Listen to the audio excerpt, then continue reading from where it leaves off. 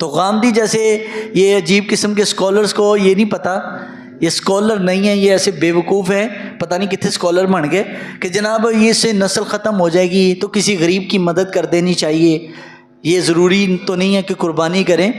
भाई कुर्बानी हुजूर ने फरमाया कि हमारी ईदगाह के करीब ना आए जो कुर्बानी करने के बावजूद ना करे, और तू समझा रहा है कि जनाब नस्ल ख़त्म हो जाएगी। नस्ल नहीं ख़त्म होती बल्कि नस्ल ऐसे ही बढ़ेगी।